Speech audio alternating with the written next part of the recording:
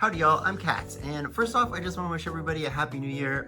We made it y'all. Hopefully this year is going to be even better than last year, or just maybe just better than last year in general. But today we're going to do kind of a quicker video where I'm going to show you how to do color work when working our loop stitches. Now, the loop stitch has a couple of quirks in it that makes color work for the loop stitch a little specific and adds a little extra pizzazz on it that we need to think of. This technique is also going to be used if you need to splice in a new ball of yarn. So let's say you're crocheting along and you run out while you're doing loop stitches. You'll also use the same kind of color changing technique in order to add in your new ball of yarn. So we'll go do the tutorial, then I will have a little discussion as I'm always wanting to do. And finally, I have like a little announcement for y'all, nothing major, so don't worry about it. But without further ado, let's get hooking. Alrighty, so here's the swatch we're gonna be working with today. It's just 18 stitches across. I did my row of loop stitches, my row of single crochets, and I'm starting my second row of loop stitches, and this is where I'm gonna want to introduce my color change. Now, like any other color change, we're going to make our color change in this stitch previous to when we want to start using the new color, and we're gonna do the color change in that last pull through. Now, the thing that's gonna make it a little bit different for loop stitches is that that last pull through is what locks that loop in. So if we were just going to introduce a new color, we wouldn't be locking the loop in, so we need to figure out a way to do both of those things, lock in the loop and add in the new color. And the way that we're gonna do that is by borrowing from extended stitches. We're not gonna really cover those at all, we probably will in the future, but that's kind of where this technique comes from. So here we are at our final pull through. What I'm going to do is I'm going to yarn over and pull through one of those loops. Now I'm going to take this yarn and put it on the wrong side of my work, kind of pulling it a little tight. Now I'll take my new color, put it on my hook, and pull that through the two loops that are on my hook. And there we go. So now we've locked in the loop and done the color change. So I'm just gonna go ahead and do a few stitches in this new color, and I'm gonna carry my other color with me, so I'm just letting it stay right on top of my other stitches. And you could strand with your new color. You could do like the intarsia technique and introduce just a whole new strand of yarn instead of carrying it. But for the tutorial, we're just gonna carry it around. So here is, we'll do one more stitch. See how when I'm carrying it, it's just resting right above my hook. And in this next stitch, we'll change back to this sage color. So again, I'm going to go into the stitch, start my loop stitch as normal, get my loop over to that other side. Now for my final pull through, to lock in the stitch, I'm gonna yarn over and pull through just one loop on my hook. That's gonna lock that loop stitch in. Then I'm gonna bring this to the wrong side of my work, pull it a little bit tight, grab up my new yarn, yarn over, and pull through both loops on my hook, and that's gonna complete the color change. And that's going to be it for doing the color changes in the loop stitch. Now there is one thing that's gonna be a little bit more pertinent to when we're working in rows, and that's gonna be this kind of like return pass that's coming up and what we're going to do here. So let me just finish off this row and then we will be good. Okay, last stitch. Whoop, got caught. Bring that over, lock it in, chain one, turn.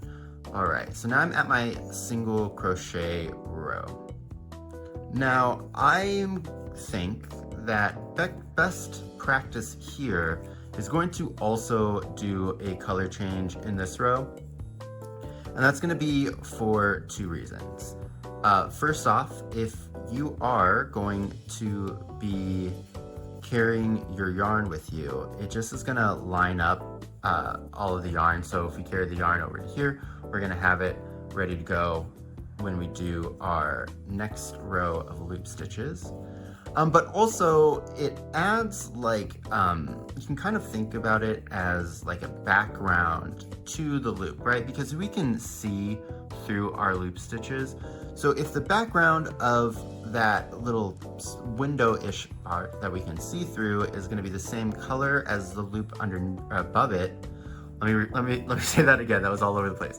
So this loop in front, if behind it, it's going to be the same color, it's going to make that loop look a lot fuller, even when there isn't an actual full loop stitch underneath it. I hope that makes sense. You can kind of think of it akin to like when you're doing makeup, or if you're painting using like glitter or like iridescent metal coats. You want an underlayer to be the same color as the top layer, whether that be the glitter, the setting powder, or the metallic. And the reason that you do that is so that it looks a lot fuller underneath of color, and you don't really like wash the color out or lose any of its chroma. So yeah, we're just gonna do regular color changes. Now this, of course, like I've said, only matters if you're working in rows. And then there's one more thing that I want to show you before we get over to our comparison section. So this row is all done. Okay. So because we do have that little extra pull through, it's going to be kind of hard to see on this side, but we might be able to see it a little bit better on this side. Not really, but in these first two stitches, there is going to be a little bit of a bump. They're going to be you can kind of see it here. This is how nitpicky this is, but it's ever so slightly taller than the stitches around it. Do you see that? It's like not even like 0.5 millimeter. But the reason is because we're putting an extra stitch in there technically by doing that first pull through. Now, it's not going to like stack up and be insanely noticeable unless we're doing like a couple hundred rows. But that's what I was saying, that you're gonna wanna pull that yarn tight. So after we yarn over and we pull through one loop on our hook, we're gonna bring that yarn to the wrong side of our work and we're going to pull that tight. That's just gonna help alleviate that little extra height there. Now that I've said it, I feel like it grew because it hurt me. But yeah, that's gonna be it for the tutorial. So let's go over to the comparison side. See you there. All right, so welcome to the discussion section. So first off, here is our little guy from the tutorial video, all grown up. And one thing that you do kind of need to do when you're doing loops and color work is we're gonna need to separate these just to get them in line so that we can really see our color delineation. And this is normal. There's no really big reason to care about it. Do you see how I'm just using my hook and I'm just moving these loops along? It'd be more difficult if you did some more intricate color work, but here it's fine. And you see this kind of technique of pushing the fibers into place in rug tufting. And the reason I bring that up, see, look how nice that is, nice and even.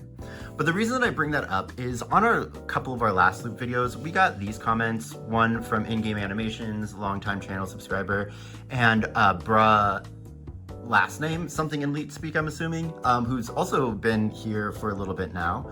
And they were talking about how this kind of loop technique reminded them of like carpeting or like those 70s like shag wheel covers. And that's because it kind of is the same. So I'll pull up an image here. This is done with rug tufting, which is another fiber art. It was really big during the Pando, where you basically insert loops of yarn into woven fabric and then the tension holds it there. So you're able to make these like really cool and intricate images using yarn.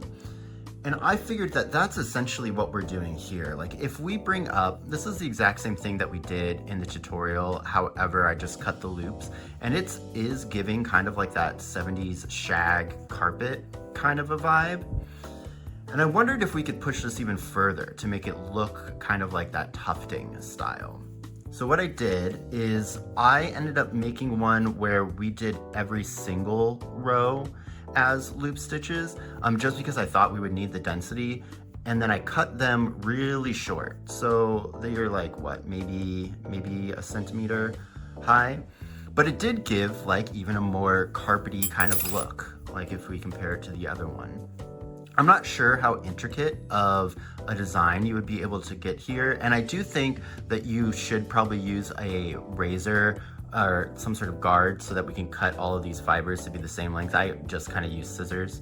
But more experimentation and good idea on those people's parts, because I do think that there's something here.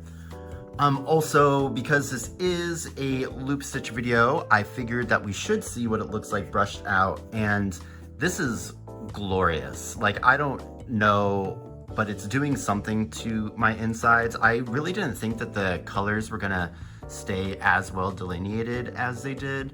And it just like really tickles me pink. I don't know when I would use this, but I definitely do need to do something with brushed out color work. But yeah, that is pretty much the video for today. Our next video is going to be the crochet along, and we're not going to be using this color changing technique in it, but if you do run out of a color and need to bump in a new skein while you are doing loop stitches on the crochet along, this is the technique that you'd use. That being said, the little announcement is that my computer is on the fritz. It is about to break. So as of recording right now, I'm gonna try to edit this video on that computer before it completely dies. But if not, I'll find another way to edit it. Hopefully the edit looks okay. But I'm gonna have to send it in to get fixed. They said it could take up to 2 weeks, which means that our next video might be late on that crochet along. But we'll keep you guys posted.